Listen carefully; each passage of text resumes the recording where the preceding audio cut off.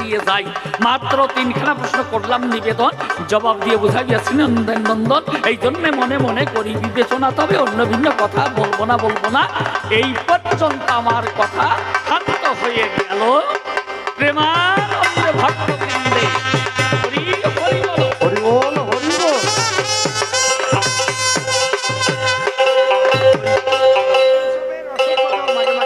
এইবার যে প্রশ্নখানা সে করেছে দান, আচ্ছা কৃষ্ণ নীলদল, তুমি একটু খুলে বলো এই কৌরবরা মারা গেল কেন? এই যে পাণ্ডবদের যে হলো জয় আর কৌরবরা যে হলো ক্ষয়, কোন কর্মদোষে আর কোন কর্মগুণে আমি শান্তি পাবো শুনে একটু বলো দয়াময়। এই তো প্রথম প্রশ্ন। আচ্ছা, এই নারদ আমার এই প্রশ্ন করতে পারে? এই যুদ্ধের আগে একদিন নারদ এলো আমার ধারে, ডাক দিয়ে বলে আমারে, হে কৃষ্ণ দয়াময়, তুমি কৃষ্ণ কমলাক্ষ, তুমি তো নিয়েছ পাণ্ডবের পক্ষ, সামনে ধ্বংসক্ষয়ী একটা যুদ্ধ দেখা যায়, বলো আমার সন্নিধানে এই পক্ষে তুমি থাকো কেন? দুর্যোধন তো তোমার বিয়াই, সাক্ষাৎ বিয়াই হয়।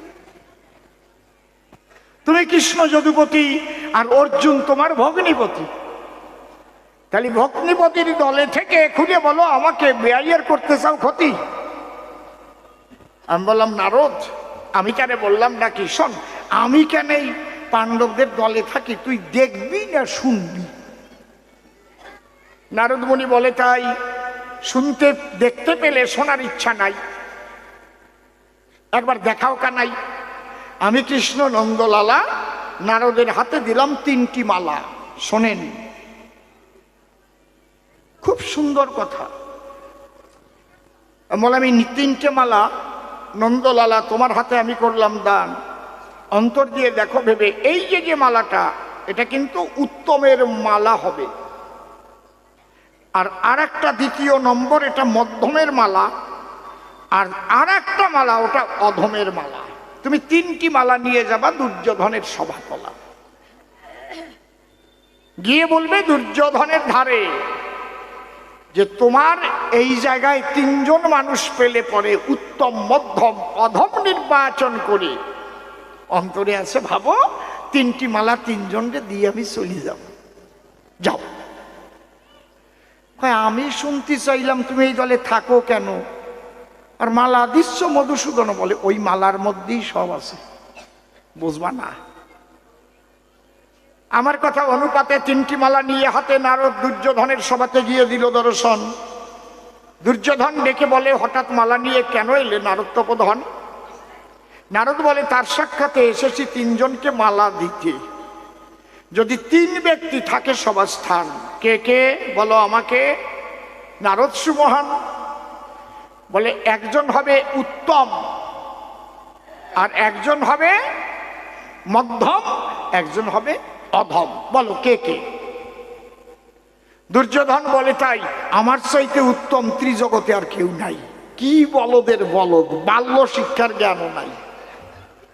আমরা বাল্য শিক্ষায় পড়েছি না, আপনাকে বড় বলে বড় সেই নয়, লোকে যারে বড় বলে বড় সেই হয়।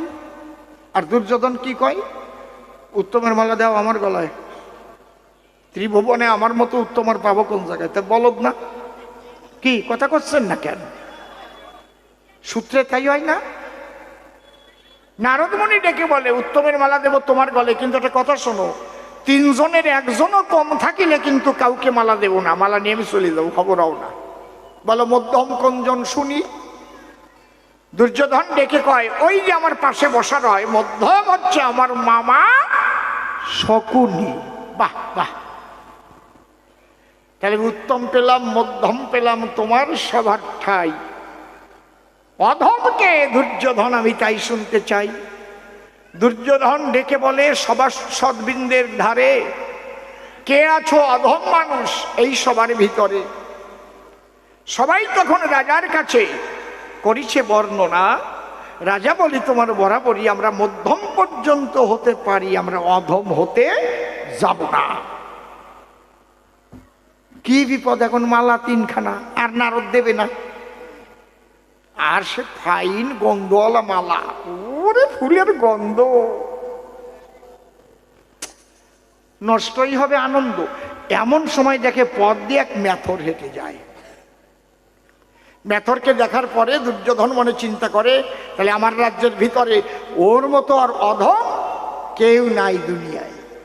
এই এই ইতর মেথর, এদিকে আয়। আরে ইতরের বাচ্চা, এদিকে আয়, একটা মালা দেব তোর গলায়। আচ্ছা, এইভাবে যদি ডাক দেয় কত বড় ব্যথা পায়।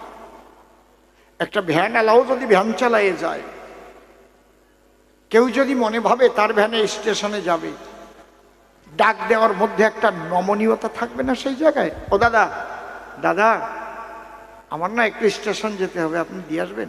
আর যদি কয় এই ভ্যানালা, এই ভ্যানালা, এই দাদা আমি স্টেশনে যাব, যদি সত্যি সত্যি ভ্যানালা সত্যি সত্যি কি বলবো মর্যাদা সম্পন্ন হয়, ও বলবে তুমি 500 টাকা দিলেও তোমারে নিয়ে যাব না।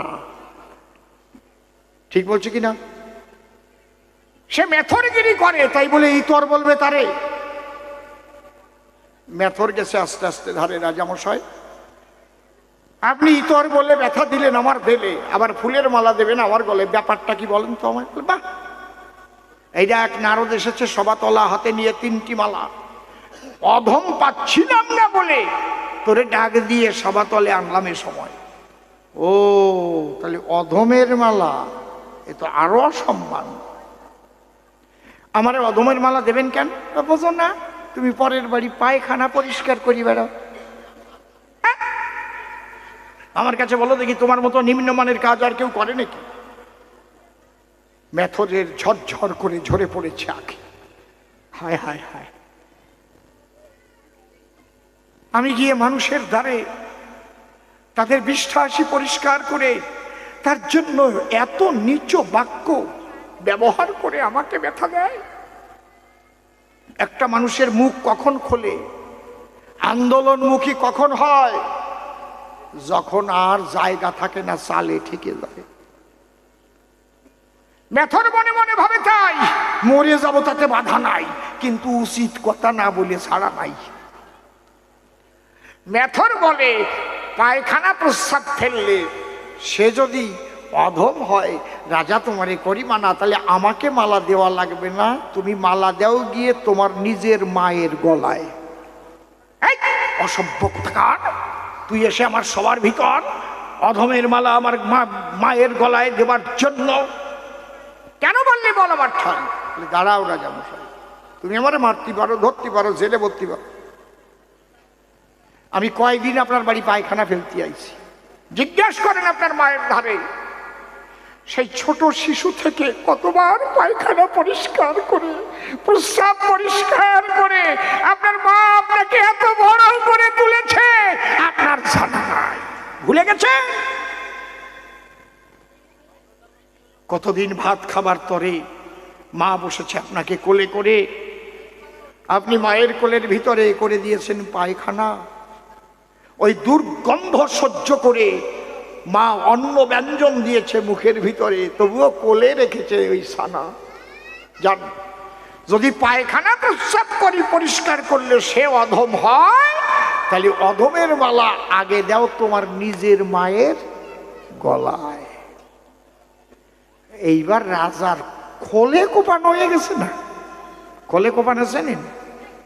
চেনেন না? না, বুড়োরা জানবে না, আগে লাঠিয়ালি করতে যেত, ভাই ফিরিয়ে যা, খোলে কোপাই দেবানে। ঠিক কইছি নাকি? হ্যাঁ, কায়দা আছে। এমন জায়গা কমতেছে রে ভাই, দুর্যোধনের আর কথা নাই। মেথর তখন করে নিবেদন, রাজা বলি তোমার বরাবরই আমরা সমাজের পায়খানা পরিষ্কার করি। কেন? তোমার মা যেমন পায়খানা প্রস্রাব পরিষ্কার করে তোমাকে সুন্দরভাবে সাজিয়ে রাখতো সর্বদাই, এই জন্য মালা দিতে হলে উত্তমের মালা দিতে হয় তোমার মায়ের গলে। জননী জন্মভূমিষ্ঠ সরকারপি গরীয়সী লেখা আছে সনাতনী শাস্ত্রের পাতায়। তাই আমরা যারা মেথর জাতি বলি, তোমার সম্প্রতি আমরা সমাজের মায়ের জাতি, মা হয়ে সমাজকে পরিষ্কার করে রাখি সর্বদাই। যদি তুমি মালা দাও, উত্তমের মালা আমার গলায় পরাও, অধমের মালা আমি পরব না। নির্বাচন। দুর্যোধন চিন্তা করে এর বাক্যের উপরে আর কোনো বাক্য চলে না। এই নারদ কি এই তোর জন্য এত জঘন্যতম বাক্য আমার করতে হলো শ্রবণ? মনে করি ভাবো না তোর ওই মালা টালা নেব না, এখান থেকে কর পালায়ন। নারদ মুনি ভয় পেয়ে মালা তিনটে হাতে নিয়ে আমার কাছে আসিয়ে দিল দর্শন। ভীম, অর্জুন, নকুল, সহদেব, যুধিষ্ঠির বসা রয়, আরো ওদের পাত্র মিত্ররা আছে ওই জায়গায়। আমি জিজ্ঞাসা করলাম কালকায়, মালা দিসনি কেন নারদ গলায়? বলে ঠাকুর বাঁচিয়ে আইসি কোনো মতে, ম্যাথর খোলে কোপাই গেছে। কথা বলে না, কথা বলে না, এদিকে কথা কয় কেন? শুনবা না? শোনো। বলে আমি সব জানি নারদ মুনি, আমারে বলা লাগবে না। ওই একটাই প্রশ্ন যুধিষ্ঠিরের কাছে করো, দেখো কি জবাব পাও। নারদ মুনি মালা হাতে তখন ডেকে বলে যুধিষ্ঠিরের সাক্ষাতে, যুধিষ্ঠির তোমার এই সভাতে কি আছে তিনজন? উত্তম, মধ্যম, অধম করো নির্বাচন। আমি মালা তিনটি তাদের গলে করি বর্পণ। যুধিষ্ঠির বলে নারদের কাছে অবশ্যই তিনজন আছে। বলে উত্তম কোনজন? বলে উত্তমের উত্তম, যার নাম পুরুষোত্তম, স্বয়ং শ্রীকৃষ্ণের উপরে ত্রিজগতে আর নাহি কোন জন। ঈশ্বর পরম কৃষ্ণ সচ্চিদানন্দ বিগ্রহ, অনাদিরাদি গোবিন্দ সর্বকারণে কারণম, এতে চাংস কলা পুংস কৃষ্ণস্তু ভগবান স্বয়ময়ম, ইন্দ্রারি ব্যাকুলং লোকং বিরয়ন্তি যুগে যুগে। এলে যখন মালা নিয়ে আমার পুরো ভাগে, ওই উত্তমের মালা মনের অনুরাগে কৃষ্ণের গলায় পরাবে সময়। বাহ বাহ, চমৎকার চমৎকার, খুলে বলো আমার ধার। তাহলে মধ্যমকে দাও পরিচয়। যুধিষ্ঠির ডেকে বলে তোমার মতো ভক্ত যখন কৃপা করে সভাতে এলে, মধ্যমের মালাখানি নিজের হাতে তুলে পরো নিজের গলায়, তুমি ভক্ত সুজন। বেশ, তাহলে অধমকে বা খুলিয়ে কবা। তখন দুই চোখের জল ছেড়ে দিয়েছে যুধিষ্ঠির। যুধিষ্ঠির বলে তাই? আমার মতো অধম এই ত্রিজগতে কেউ নাই। মাতৃগর্ভে ঠাকুরের ধারে যে কথা দিয়ে এসেছিলাম এই ভবের বাজারে, কাম, ক্রোধ, লোভ, মোহ, মদ, মাৎসর্যের ফেরে পড়ে যে ধন দিয়েছিল গুরু, সব আমি হারিয়ে ফেলাই। আমি কর্তব্যহীন হলাম বটে, আসি এই ভবের হাটে, তাই চিন্তা করি চিত্তপটে আমার মতো অধম জগতে কেউ নাই। নারদ তুমি কথা লও, অধমের মালাখানা আমাকে দাও, সঙ্গে তোমার চরণের ধুলি চাই। প্রেমানন্দে হরি হরি বলো বলো বৈষ্ণব গোসাই। নারদ তখন ডেকে কয়, হে কৃষ্ণ দয়াময়, পেয়ে গেলাম পরিচয়। তুমি এই দলে থাকো কি কারণ? কারণ ভক্তি না থাকলে পরে তুমি থাকতে পারো না তার ধারে। অত বড় অহংকারী রাজা দুর্যোধন, এই জন্যে তাকে ত্যাগ করে তুমি আসো যুধিষ্ঠিরের মতো সাধুর ধারে। সাধু সাধু, ঠিক করেছ শ্রী মধুসূদন। সেই দিন বলে গেছে, আজকে আমার জ্বালাতি আইছে কেন এই বিএম পল্লী? ব্যাপারটা কি? সব উপরালা জানে, তলালা জানে না। না, গল্প আর একটা মনে পড়ছে, খবর এটা ভালো গল্প নাকি খবর একটু অল্প অল্প, মাঝে মাঝে আসল কথা বলতে হবে, মাঝে মাঝে আবার চুটকি দিতে হবে, নয়তো যুবক যুবতীরে বাড়ি উঠে চলে যাবে। ওঠা লাগবে না, মাঝে মাঝে দেবা নেই। হ্যাঁ হ্যাঁ, উপরালা জানে, তলালা জানে না। এই গল্পের মানে হচ্ছে তাই, খালি ভগবান জানে কেন আছে পাণ্ডবদের সন্নিধানে। নারদ জানে না, উপরালা জানে, তলালা জানে না। সে নারদ ঋষি ধরে নাম দাঁড়িয়ে সভ্য সবাধাম তিনখানি প্রশ্ন করেছে আমায়। তার মনে বড় আফসোস, সে মনে ভেবেছে সব ভগবানের দোষ।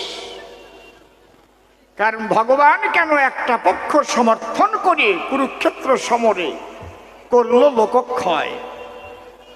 মায়েরা চরণ ধরে করি মানা, কেউ আন কথা বলো না। আমার দিকে লক্ষ্য তোমরা রাখো সর্বজন। যারা আছে কোশিসারা, ওদের মধ্যে একটু আলাদা ভাবধারা, যা চায় তারা তাই দিয়ে শান্ত করে রাখেন ওদের মন। দুগ্ধপোষ্য বালক হলে ওরে একটু নিয়ে করলে সাবধানে স্তন সুধা করবেন অর্পণ। কি কইছি বুঝেছেন? এগুলো তো আবার এর চাইতে খোলা বাংলায় কোয়া ঠিক না, ঠিক না নাকি? কি বলবো আপনাদের ধারে কিছু কিছু কথা বুদ্ধিমানরা ইঙ্গিতে সারে। ছোট্ট একটা গল্প না বলে প্রথম পারবো না আসরে, কব রাখাই না, থাক কব না, না আপনাকে শোনার গরজ নাই। হ্যাঁ বলবো, বুদ্ধিমান মানুষ যারা অনেক কাজ ইঙ্গিতে সারে তারা। হচ্ছে আমি অসীম সরকার, এখন আমি অসীম সরকার। আমার গুরুদেব পরম শ্রদ্ধেয় প্রয়াত রসিকলাল সরকারের দান। ঠিক আছে, এই তো ঠিক আছে, ঠিক আছে, ঠিক আছে, একটু দাঁড়া দাঁড়া নিলি মাঝে ননদী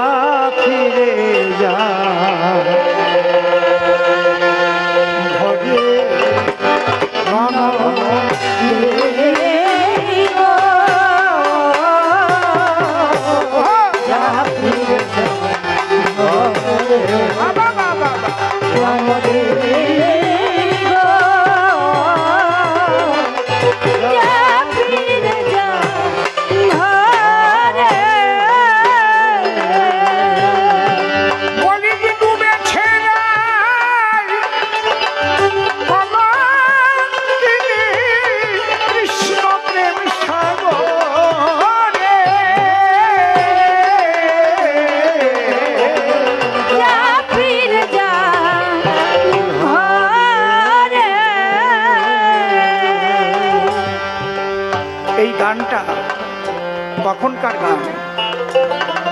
প্রত্যেকটা গান একটা ভাবের মধ্যে দিয়ে লেখা।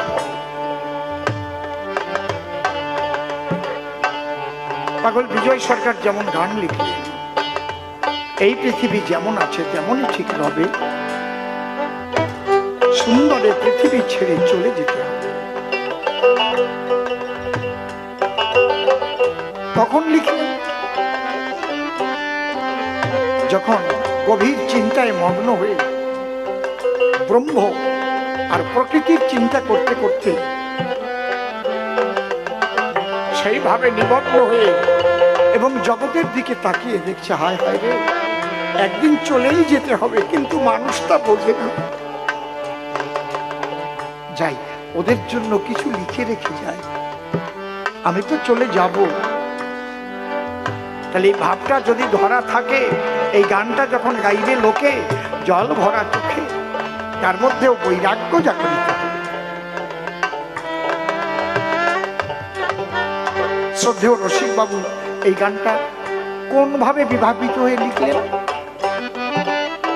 বাবা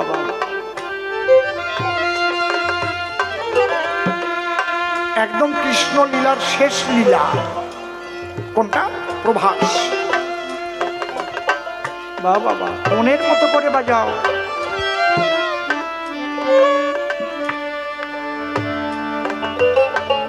কারণ প্রভাসই তো শেষ লীলা। সেই প্রভাসে সবাই যাচ্ছে প্রভাস যজ্ঞে। শ্রীমতী রাধা রানী তিনিও রওনা হলেন, দুই চোখে তার জল। তার সারা জীবনের ভালোবাসার ফল।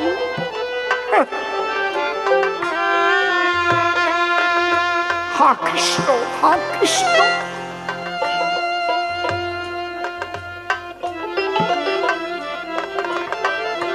প্রাণ গোবিন্দের মোহনীয়া মূরতি সদা অঙ্কিত শ্রী রাধা হৃদিতল। যখন প্রভাসে যাবার জন্য রাধারানী রওনা হবেন, তখন তার ননবিন গিয়ে বলছে, কি এবং কোথায় যাচ্ছ একাকিনী? তখন রাধা বলছে, আমি যাচ্ছি আমার বন্ধুর কাছে, আমার পরাণ বন্ধুর কাছে যাচ্ছি রে। তার ডাক এসেছে। কোথায়? প্রভাসে। সে কি ঘরের বউ হয়ে কখনো কি একা একা যায়? রাধারানী তখন বলছে, আজকের থেকে ভুলে যা আমি তোদের ঘরের বউ। আমি শুধু কৃষ্ণকে ভালোবাসি বলে কত ব্যথা দিয়েছিস আমার হিত কমনে, আর তোদের ওই বাঁধনে আমি থাকবো না। আজ আমি হা কৃষ্ণ প্রাণ কৃষ্ণ বলে সকল বাঁধন আমার ভালোবাসার মানুষের কাছে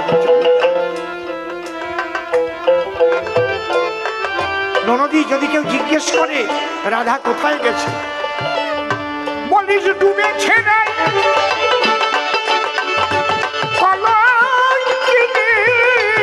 কৃষ্ণ প্রেম সাগরে।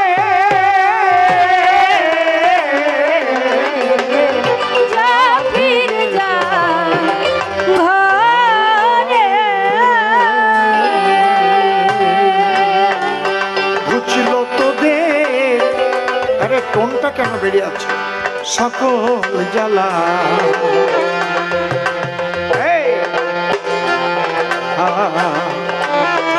মুসলপুরের কালী কলঙ্কিনী রাই বলে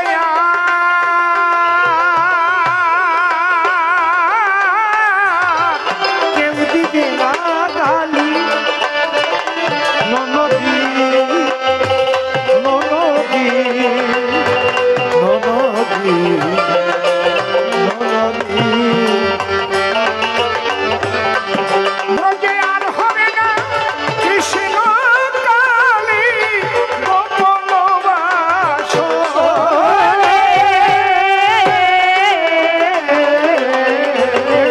যা ফির যাও ঘরে। ঝুলন্দোলা নৌকা বিনা সবই হলো শেষ। প্রভাসে চলেছি আমি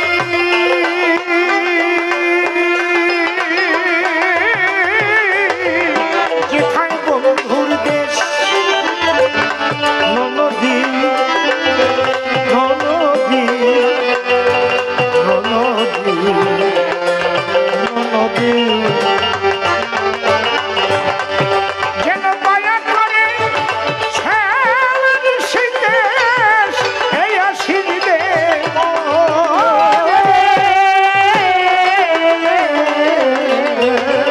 যা ফির যাও ঘরে। ভুলে জানো ননদিল রাধা ছিল কুলের বউ। শ্যামলিনে জীবন মরণে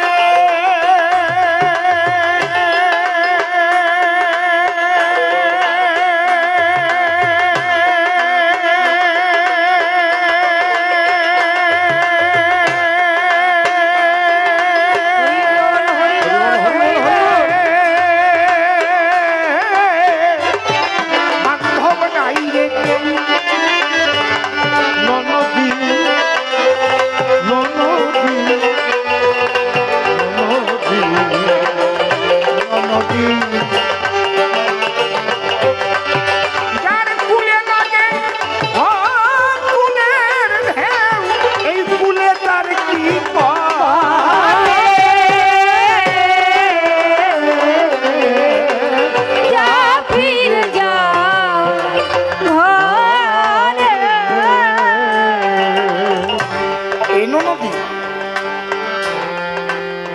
দোষ করেছিলাম রে? আমি কৃষ্ণকে ভালোবাসি। তোরা জানিস না, প্রতিটি জীব এই জগতে জন্মগ্রহণ করে কৃষ্ণকে ভালোবাসার জন্য।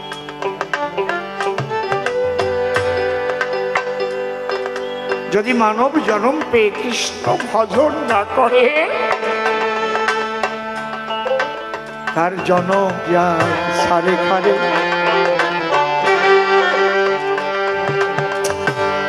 আপনারা বলতে পারেন তাহলে আমরা যারা হরিচন্দ্রের মতো তারা কি সারে খারে যাবো? আরে না, ওই কৃষ্ণই তো গৌর হইছে, গৌরী হরিচাঁদ হইছে। আমরা বলছি দাপর যুগের কথা। তারপরে তিনি যে রূপ ধরেছেন, ঠিক করে নাও, ঠিক করে নাও, বাজাবো না, দাপর যুগের কথা বলছি। তাই রাধারানী বলছে প্রতিটি জীব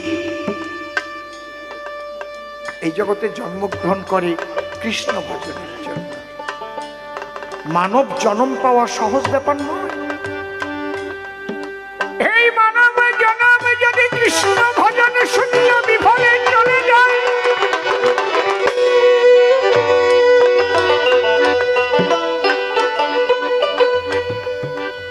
এই মানব জন্ম আর পাওয়া যাবে কিনা বলা যায়।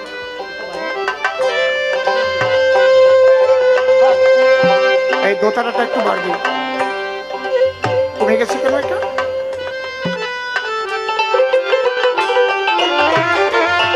বড় বাক্স বাড়বে।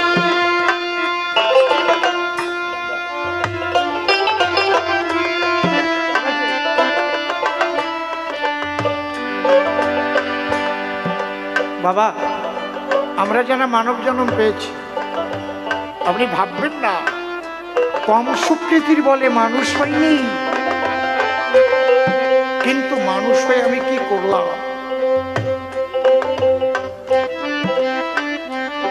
নারদ একটা প্রশ্ন করেছে না, এত মানুষ মারলে কেন? নারদ, হাঁসের বাচ্চা হাঁস হয়, মুরগির বাচ্চা মুরগি হয়, গরুর বাচ্চা গরু হয়, কিন্তু সব মানুষের বাচ্চা মানুষ হয় না।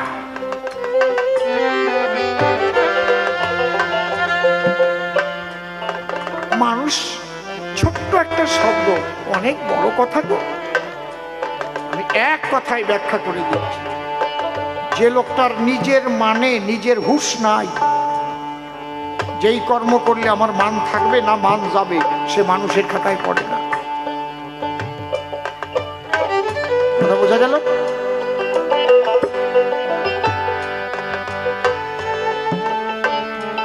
নিজের মানে যার হুঁশ থাকে, মানুষ বলে তাকে। আমি একটা কর্ম করার আগে ভাবতে হবে এই কর্মের দ্বারায় আমার মান, আমার বাপ ঠাকুর দাদার মান, আমার মামাদের মান, আমার সমাজের মান নষ্ট হবে না তো? বেশি খারাপ কাজ করলে গালি দেয়, শুয়োরের বাচ্চা দেয় না? ঠিক ঠিক ভুল বলছি না? ঠিক বলছি? জানোয়ার। তাহলে তুমি খারাপ কাজ করলে তার জন্য তোমার বাপ ঠাকুর দাদা 14 পুরুষ গালাগালি শুনে বলল, তা তুমি মানুষ হয়ে গেলে?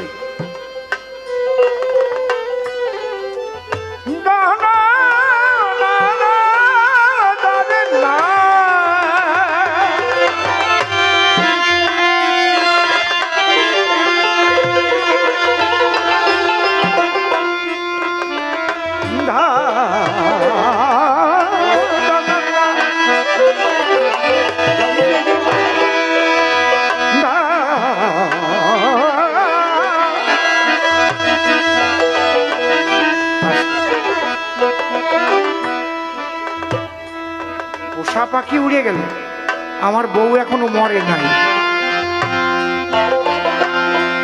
বউ না মরলে কি পোষা পাখি গান গাই? কারণ পাগল বিজয় সরকারের স্ত্রী বিয়োগ ঘটার পরে সেই গান পরে দেখছি। আগে কথাগুলো শুনে নেন। আমি যে কাজটা করব আমার মান, আমার বংশের মান থাকবে তো। এই হুঁশটা যদি না থাকে, মানুষ বলে না থাকে। মানুষ অত ছোট কথা নয়, অনেক বৃহৎ অর্থ মানুষ শব্দের মধ্যে লুকিয়ে রয়। বাবা বাড়ি গিয়ে ভাববেন।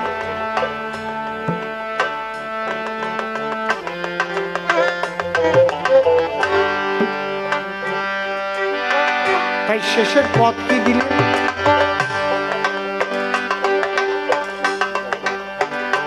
বিদায় বেলা, বিদায় বেলা নদী গো,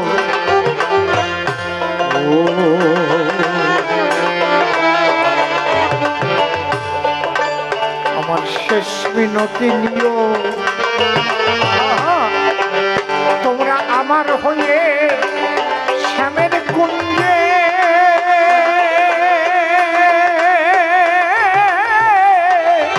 সাঝের প্রদীপ দিও। গুরু রসিক আমায় রাখিও ওই চরণ সেবার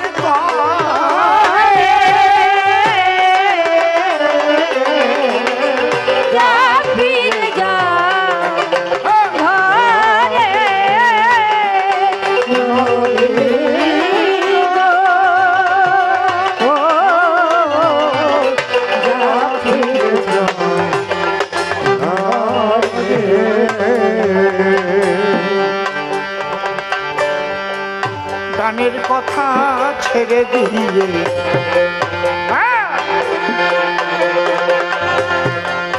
ভূমিকাতে যাই। সে হয়েছে নারদ মুনি, আমি যে কানাই।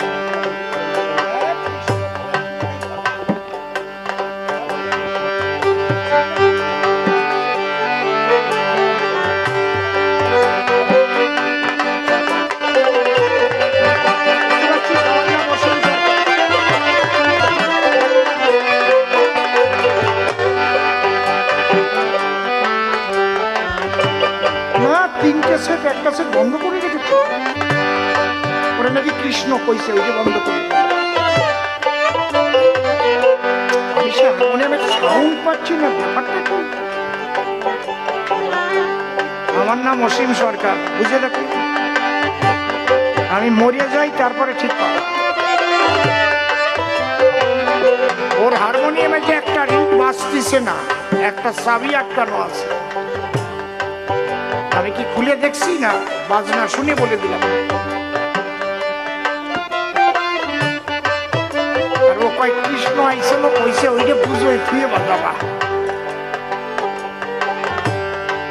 3 সেট রিট আছে, জুবলেট জার্মান। একটা ঝংকার হবে বাজায়। আর মনে হচ্ছে কি আজ সিঙ্গেল হারমোনিয়াম বাজছে। আজ কয়েকদিন এই মনে হচ্ছে, ওই কৃষ্ণ যাওয়ার পরেই মনে হচ্ছে।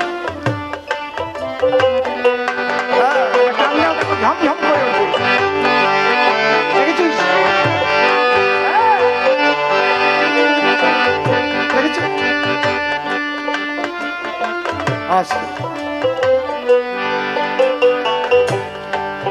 এইবার দ্বিতীয় প্রশ্ন আমায় করেছে দান।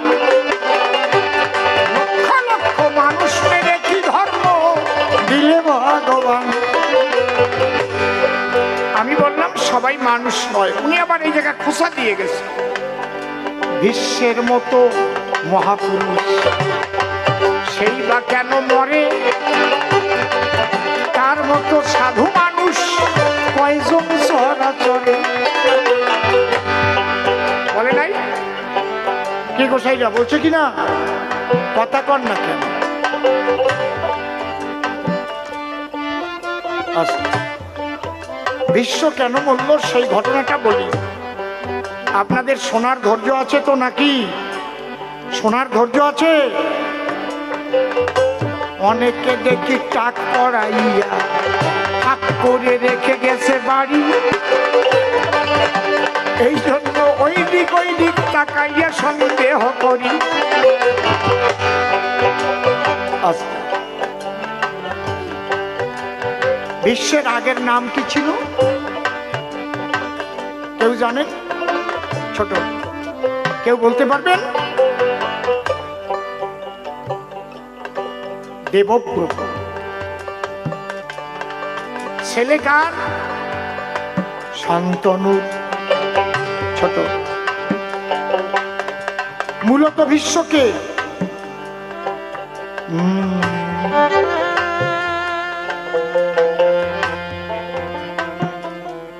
অষ্ট বসু, একদম কনিষ্ঠ বসু, প্রত্যুষ, তারপর প্রভাস। অষ্ট বসু। ওই আলোচনা করতে গেলে রাত কেটে যাবে। কর্মদোষে তারা মর্তে জন্মগ্রহণ করবে, তাহলে তাদের গর্বে কে ধরবে? এই জন্য স্বয়ং গঙ্গা মানবী হয়ে এলেন তাদের মুক্তি দেওয়ার জন্য। সেই গঙ্গাকে বিবাহ করেছিল শান্তনু মহারাজ। সেই কাহিনী আপনাদের কাছে প্রকাশ করব আজ। ঠিক করে নেওয়ার জন্য, একদম ঠিক করে নেওয়া। আর আমি কিন্তু বরদাস্ত করব না, এরপর একদম বরদাস্ত করব না। আর 7 দিন দেখব না।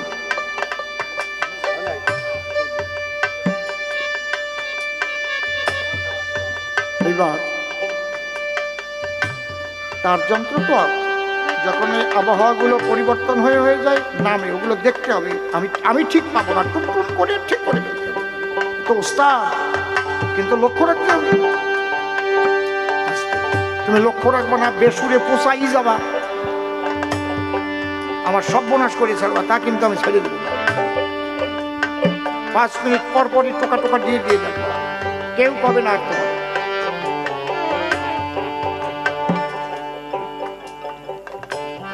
ওই শান্তনু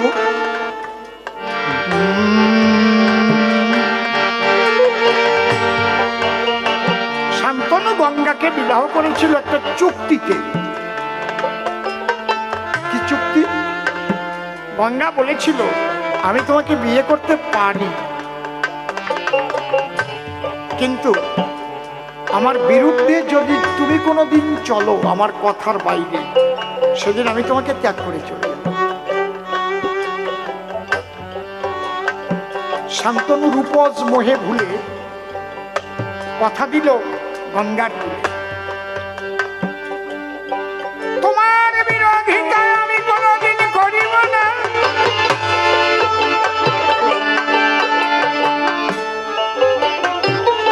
গঙ্গা তো আসছে দেব কার্য সাধিবার দায়। এক বসু গঙ্গা গর্ভে জন্ম লয়, আর ও টেনে নিয়ে ওই বাচ্চা নিয়ে গঙ্গার জলে ফেলাই দেয়। এরকম 7 জনরে ফেলাইছে। একদম শেষে জন্ম নিয়েছে যে ছেলেটা, গঙ্গা তাকে নিয়ে কোলে ফেলিবে বলে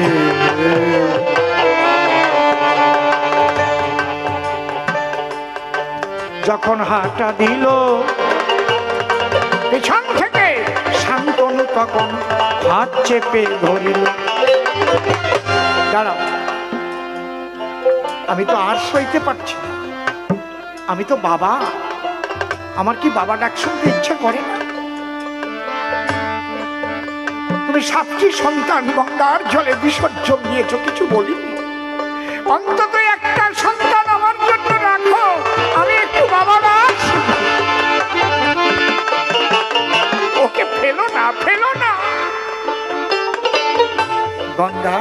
হাসি দিয়ে বলছি, এই না তোমার ছেলে না। এই বলে গঙ্গা অন্তর্ধান হয়ে চলে গেল। শান্তনু ওই ছেলেটাকে পেলে পুষে মানুষ করল। যখন যৌবন প্রাপ্ত হল, নাম রাখলো কি? এই দিক তাকাইয়ে সুরবান। ও যখন বলবে হ্যাঁ, তখন সাজি ওর দিক তাকাবো।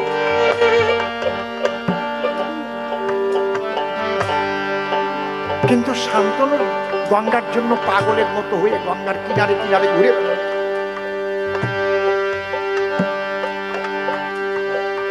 গঙ্গার কিনারে কোনো নারী দেখলে পাগলের মতো হয়ে যায়।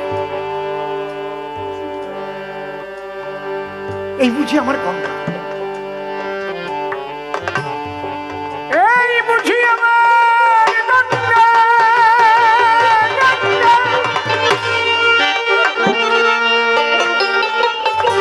আহা, দেবব্রত বড় হয়েছে। এই কথার মধ্যে দিয়ে অনেক শিক্ষণীয় জিনিস আছে, ওইগুলোকে ধরতে হবে। বাহ,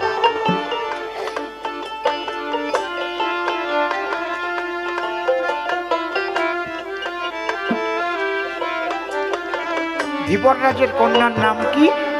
মৎস্যগন্ধা। কিন্তু পরাশরের কৃপায় তার অঙ্গে পদ্মগন্ধ হয়েছে। সে আর এক ঘটনা, ওটা বলতে গান আজকে শেষ হবে না।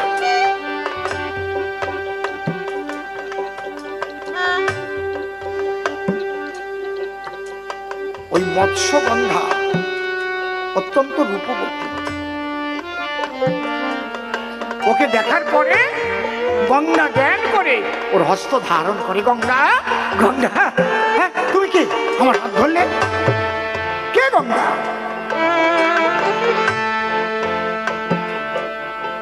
ও তুমি গঙ্গা নও? বলে আমি ধীবররাজের কন্যা।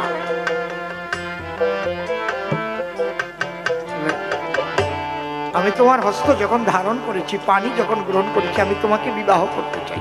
বলে না না, আমি তেমন মেয়ে নই, আমি বাবার অবাধ্য মেয়ে নই যে মা বাবার গার্জিয়ানের কথা ছাড়াই আমি তোমার হব। শান্তনু ধীবররাজের কাছে তখন চলে গেল।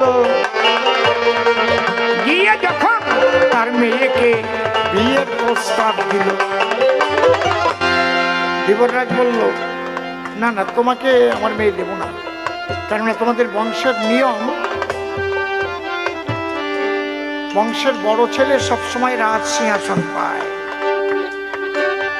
তোমার আগের সংসারের ছেলে আছে, আমার মেয়ের গর্ভে সন্তান হলে মনে করি ভাবনা সে জীবনেও কোনোদিন সিংহাসন পাবে না। শান্তনু বাড়ি এসে খুব দুঃখ নিয়ে এসেছে, মলিন বদন নিয়ে রয়েছে বসে। দেবব্রত গিয়ে পিতার পাশে বলছে, পিতা বলো তো মম সন্নিধানে বদন খানা মলিন কেন? বলে হে পুত্র, কি লাভ তোর সে কথা শুনে? কি হয়েছে? তুই তো জানিস একমাত্র তোকে রেখেছি বলে তোর মা গেছে চলে। আমি একা একা বড় ব্যথা নিয়ে দিলে জীবন কাটাই, ঠিক আমার পছন্দ মতো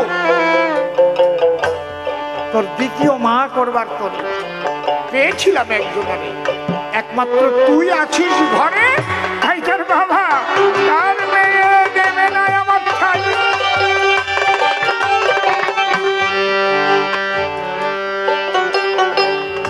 দেবব্রত চুপ করে চলে গেছে ধীবররাজের বাড়ি। গিয়ে বলছে, রাজা মহাশয়, আপনার মেয়েটি আমার বাবার সঙ্গে বিবাহ সম্পাদন করো। বলে না না না না না না, তুমি কেন এসেছো? তোমার বাবার সঙ্গে আমার মেয়ে বিয়ে দিলে, আমার মেয়ের সন্তান হলে সে ওই হস্তিনার রাজ সিংহাসন পাবে না কোনো কালে। তখন দেবব্রত বলল, আমি তিল তুলসী গঙ্গা জল হাতে করে বলছি, আমি জীবনে কোনোদিন হস্তিনার রাজ সিংহাসনে বসবো না। আমি তো বড় পুত্র। বলে তাও দেব না। কেন? বলে আজকে তোমার বাবা বিয়ে করলো,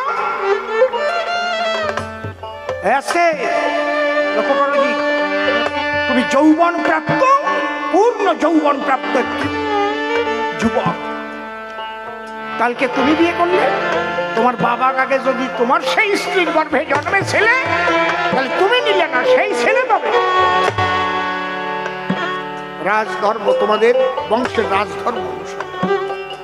তখন দেবব্রত বলল, আমি কথা দিচ্ছি, আমি জীবনে নারী গ্রহণ করবো না, কোনোদিন বিয়ে করবো না, জীবন ব্রহ্মচারী থাকবে। নারী অঙ্গ স্পর্শই বলে তাও দেব না। কেন? তুমি রাজ সিংহাসনে বসবে না, আর এদিকে জীবনে কোনোদিন বিয়ে করবে না। আমার মেয়ের গর্ভের সন্তান যখন ওই সিংহাসনে বসবে, তুমি সিংহাসনচ্যুত করবার জন্য তুমি তখন শত্রুপক্ষের সঙ্গে গিয়ে হাত মিলাবে, যাতে ওকে ওখান থেকে নামানো যায়। তখন দেবব্রত দুই চোখের জল ছেড়ে দিয়ে বলল, যেই হস্তিনার সিংহাসনে বসবে, আমি কথা দিচ্ছি তিল তুলসী গঙ্গা জল দিয়ে, আমি তাকে কোনোদিন ছেড়ে যাব না।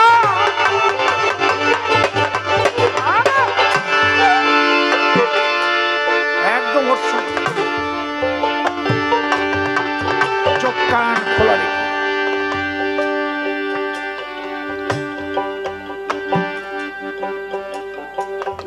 বলে তাহলে দেওয়া যায়। যত সমস্যা তোমাকে নিয়েছি, এই যে দেবব্রত যে ভীষণ প্রতিজ্ঞা করল, তখন দেবতারা পুষ্প বৃষ্টি করেছিল, তাই তার নাম হলো ভীষ্ম। উলুধ্বনিরা হরি হরি বল।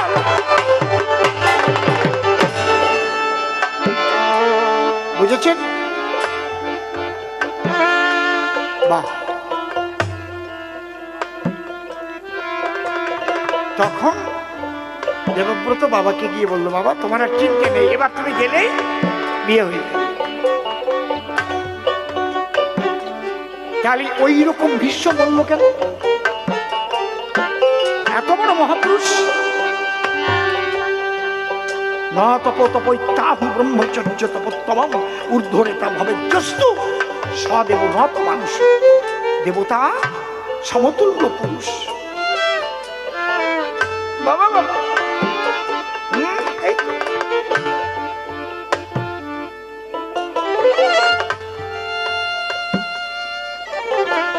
কাশী রাজার 3টি মেয়ে ছিল,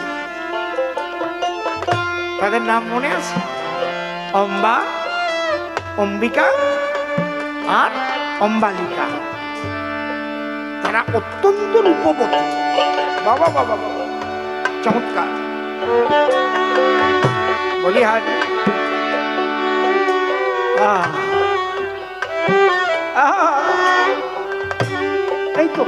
এই তো আমি চাই, তার ঘর চাই না তো।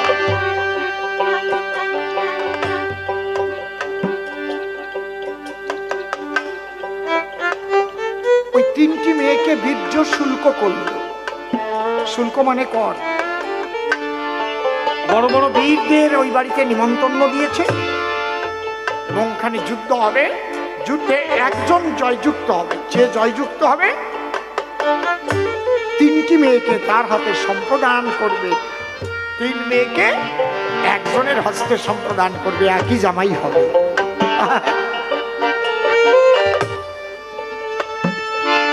ভারতের যত বড় বড় বীর ছিল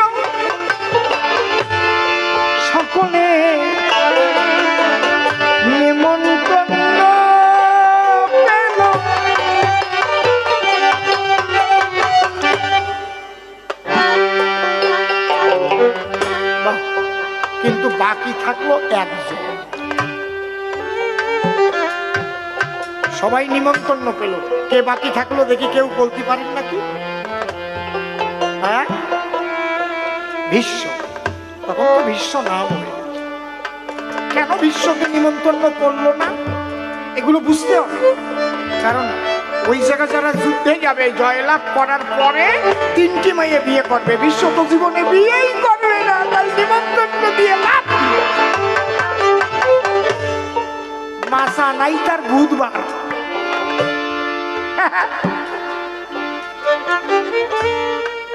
বুঝতেছেন? এখানে ভীষ্মের ভুল হয়ে গেল। মুনি নঞ্চ মতে ভ্রমণ। বাবা আপনারা নিচে বসে আছেন, ওখান থেকে উঠে হাঁটা দেবেন। এই কথা বলে না কেউ, এক কথা হবে না। উঠে বাড়ির দিক হাঁটা দেবেন, পড়ার ভয় নাই। এই এখন চা চা করিস না তো, গান শুনতে দিই। আমি 3 ফুট উপরে উঠেছি সিঁড়ি পাইয়ে। আমি নামতে গেলি কিন্তু আমার হুঁশিয়ার হয়ে নামতে হবে, পড়ে গেলি আমার ঠ্যাং ভাঙিয়েও যেতে পারে। ঠিক বললাম না বেঠিক বললাম? কথা কর।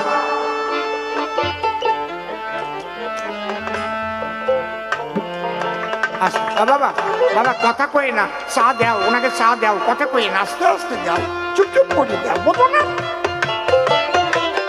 আস্তে বুঝবে কেন? তুমি চা দিচ্ছ, পিছন দিয়ে আসে আর মাথা নিচু করিয়ে পরিয়ে ধরিয়ে দেবা, সামনে এসে আর নদী আর খেজুর গাছের মতো ওরকম করবা, তাহলে ভাব নষ্ট হয় না?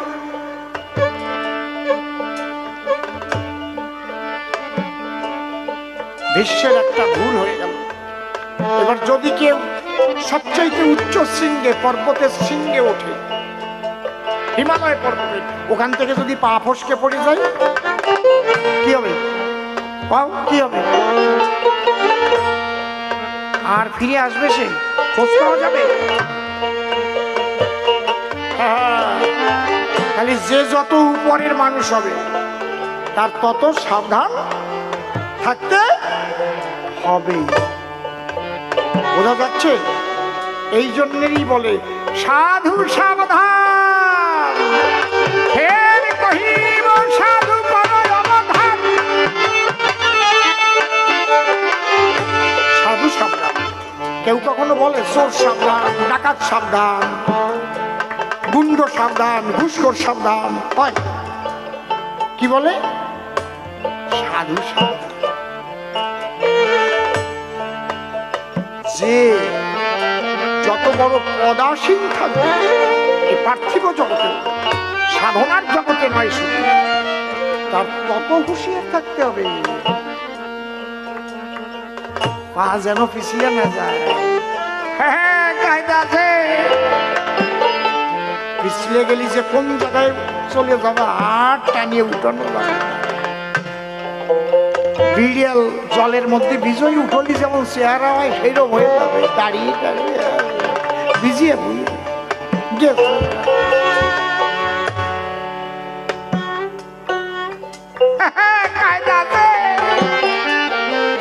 তুমি যে এত বড় জায়গায় ছিলে, সে জায়গার সম্মান করেছ। এই যে বিশ্ব ভুল করলো, এই জন্য কবি কি লিখেছে? একটুখানি ভুলের তরে বাবা বাবা অনেক বিপদ ঘটে, ভুল করেছে যারা তারা ভুক্ত ভুল ঘটে। একটুখানি অনাদরা ধরে, একটু অবহেলা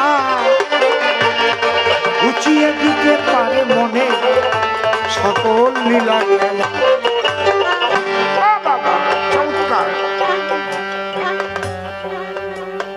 একটুখানি স্নেহের হাসি, একটু ভালোবাসা, এই বলে শান্তি সুখের বাসা। জীবনে যদি কেউ একটুখানি গো ঘরে ঘরে ফেলে ভুল, সারা জীবন কেঁদে কেঁদে পায় না সে আর কি।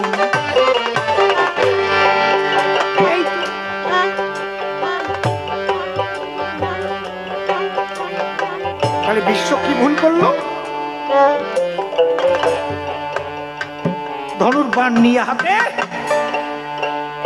লাফ দিয়ে উঠলো রথে। বাবা বাবা,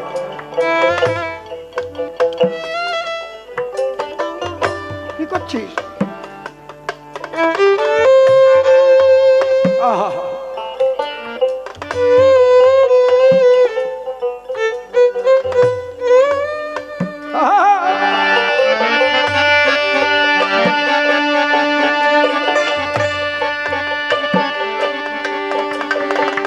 রথ নিয়ে উঠে কাশী রাজার বাড়ি চলে গেল। আমাকে নিমন্ত্রণ দিল না, তুমি বিয়ে করবা না তা তোমার শুল্ক নিয়ে উঠলো কেন?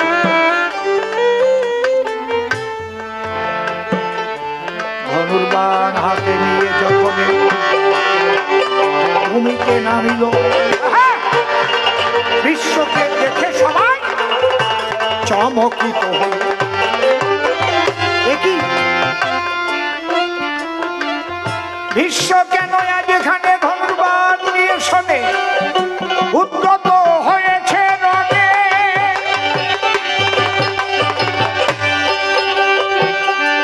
ব্যাপারটা কি?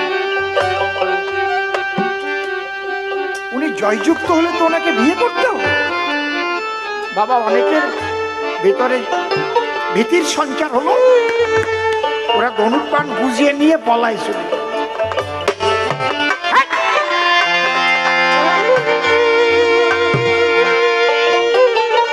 একদম না,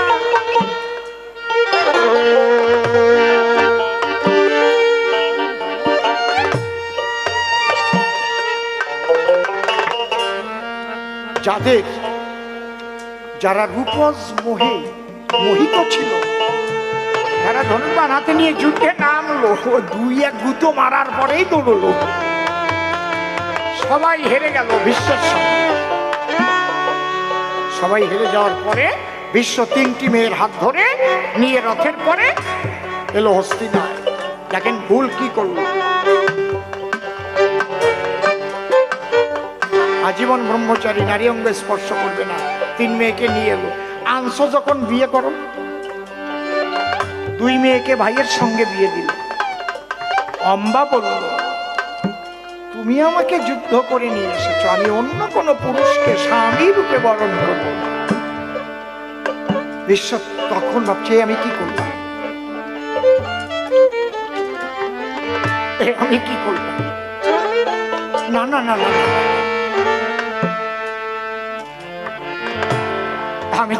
আমি তো বিয়ে করতে পারবো না, আমি যে আজীবন ব্রহ্মচারী, আমি তো গ্রহণ করতে পারি না নারী। অম্বা বলছে, ঠিক ঠিক ঠিক, তোমার ব্রহ্মচারীতে তুমি কি আগে পাওনি কে? আমার পিত্রালয়ে ধনুর্বাণ নিয়ে কেন গিয়ে করেছিলে গণ? কেন তুমি ধ্বংস করলে নারীর জীবন? অনেক ঘটনা আছে, সারমর্মটুকু বলছি। তাতেই 11টা বাজে গেছে। আমার কইছিল 10:30টায় শেষ করে দিও, আমি কইছিলাম আমি মাতিয়ে গেলি, তুমি আমার শেষ করতে পারবা না।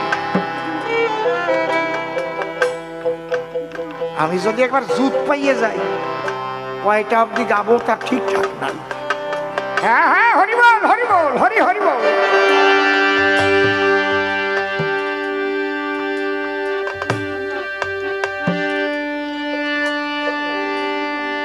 অম্বা পরশুরামের কাছে নালিশ দিল।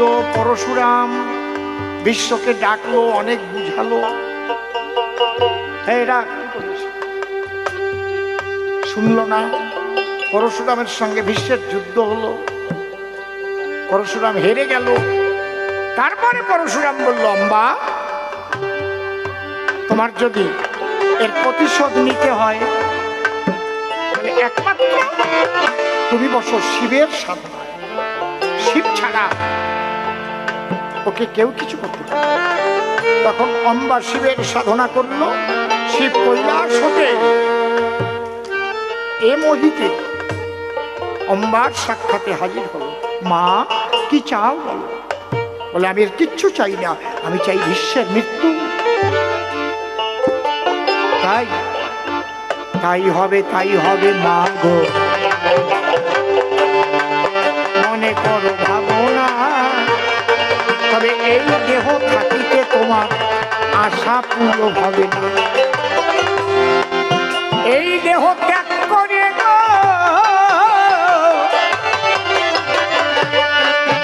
তুমি শিখণ্ডী হয়ে জন্ম লবে। কুরুক্ষেত্রে যখন ভীষণ যুদ্ধ হবে, বিশ্বযুদ্ধে এলে তুমি তার সম্মুখে দাঁড়াবে। তোমায় দেখে বিশ্বদেব ধনুর্বাণ ছাড়িয়া দেবে। অর্জুনের সরে সরে গো সরসজ্জায় হইয়া পতন। তোমার আশা পূর্ণ হবে সেদিন ঘটিবে না।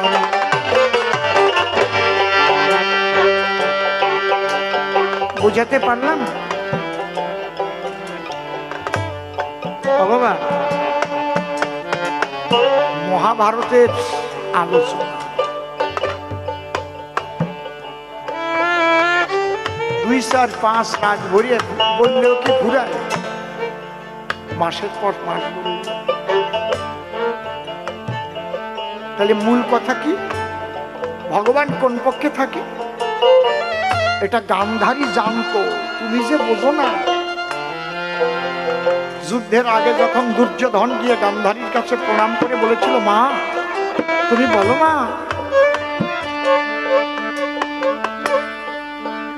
তুমি বলো এই যুদ্ধে কাদের জয় হবে? বাহ!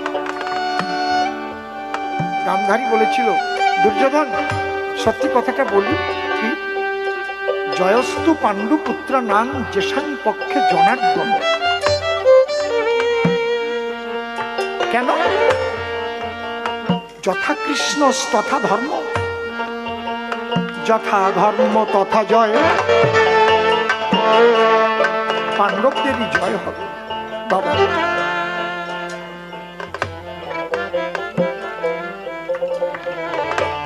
নারদে, আমি কমলাক্ষ ধর্মের পক্ষে করেছি সমর্থন। ধ্বংস হয়ে গেছে অধর্ম রাজা দুর্যোধন। তাকে আমি বুঝাবার চেষ্টা কম করি। আর এই কুরুক্ষেত্রে যারা মারা গেছে প্রত্যেকের ত্রুটি আছে। কেউ মরেছে কর্মের চাপে, কেউ মরেছে অভিশাপে, কেউ মরবার জন্যই জন্ম নিয়েছে ওখানে, পরিষ্কার। তাই ধর্মের পক্ষের জয় হয়েছে। জবাব দিলাম ভাই, একবার বলুন ধনী হরি ধনী তোমরা পারো গো সবাই। তোমরা ধর্ম নিয়ে থাকবে সবাই গো, অধর্ম ধ্বংস হয়ে যাবে। ধর্মের উত্থান একদিন হবেই হবে। যাক, রাত 11টা বেজে গেছে, চেয়ে দেখলাম তাই। এইবার তাকে ডেকে নিয়ে মিলন গীতি গাই। মিলন গীতি গেয়ে গেয়ে গো গান আমরা করব সমাপন। মিলন শুনে ঘরে যাবেন যত ভক্ত। সঙ্গপনে তোমার শোনে মনে মনে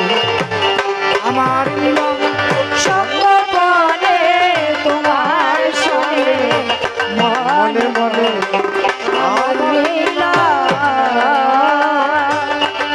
তুমি এসো এসো নারদ মুনি,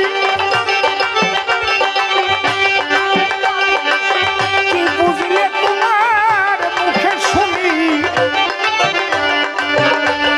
আমি কহিলাম যত অমিয় বাণী, ধরল কিনা তোমার ব্যথিত মন। তুমি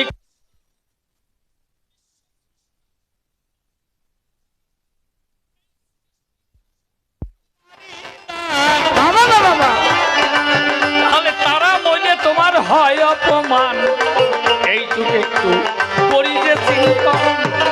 আমি কর্ম করার দিয়েছি অধিকার, কর্ম ফল দাতায় আমি সারধার, সুকর্মের দ্বারাই হবে ভব সিন্ধু পার, আর কুকর্মের দ্বারাই হবে এই পতন। ঠাকুর কর্মকর্মী সবই তোমার, ওরে ব্যবধান নাই তাহার ভিতর। তাহলে একজন বলে আর কি থাকে, একটু তুমি করোনা বর্ণন। এই যে প্রত্যেকের কিন্তু আলাদা আলাদা স্বাধীনতায় আছে, অংশুর বাজারে ধাক্কা খাচ্ছে, বেতাল হলেও গালি দিচ্ছে, সবাইকে নিয়ে আমার দল কহিলাম এখন। একটু যদি পানসুরে বাজে তুমি ঠিক করিয়ে দাও সবার মাঝে, তাহলে কুরুক্ষেত্রে কৃষ্ণ রসরাজে নিজেই ছিলে, কেন হয় এমন? আমি ঠিক করতে গেছিলাম দুর্যোধনের ধারে, মাত্র 5খানা গ্রাম যাওয়ার পরে সে দড়ি নিয়ে বাঁধতে আসে আমারে, আর ওরা দিলে ঠিক করবো কেন, বাদ দিছি তখন। ওরে স্রষ্টা সৃষ্টি যদি হয় এক, তার মধ্যে তো রাহিব ভাগ, ওই উপনিষদে তা রয়েছে এক, তাহলে হতেই পারে তোমার গুণে তেমন। কোন জায়গায় স্রষ্টার সৃষ্টি এক লেখা নাই, একটা বিভূতি তার একটা অনুচিত পাই, আমরা কর্ম করে কর্মের ফল পাই, পরিষ্কার কহিলাম এখন।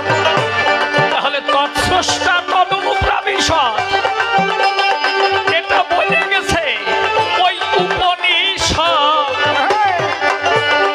ওরে তোমার গুণ তাদের মধ্যে হয় গণ, দোষ কি বলো আমার স্মরণ? আমার গুণ তো আত্মাতে রয়, আত্মা সদায় আনন্দময়, কিন্তু পঞ্চভূতের সঙ্গ যতনে পায় কাম প্রধলভ বহে ঘরে তখন। তাহলে ভূত তোমার, তুমি ভূত না। ওরে খুলে বলি হে জগন্নাথ, বাবা এই জীব হলো তোমার সেই গুণের প্রসাদ, কেন বলো হবে যে এমন? আমি সৃষ্টি করেছি সররিপু, আমার কৃপাই হয়েছে ওই নরবপু। আচ্ছা,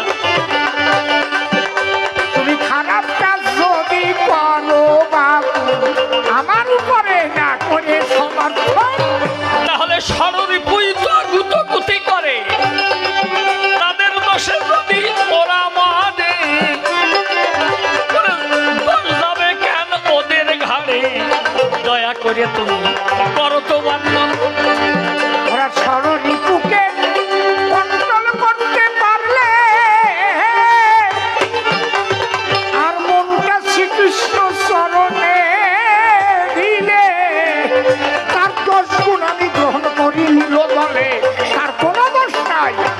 শোনো দিয়ে মন, যাই হোক বুঝলাম আমি, হে ভগবান, একবার তোমাগত হইলে প্রাণ, বিহারি তাতেই বাড়ে স্রষ্টার সম্মান। বিহারি, ওরে সৃষ্টি যখন হবে তেমন, এই জন্য আমাগত পরাণ হয়।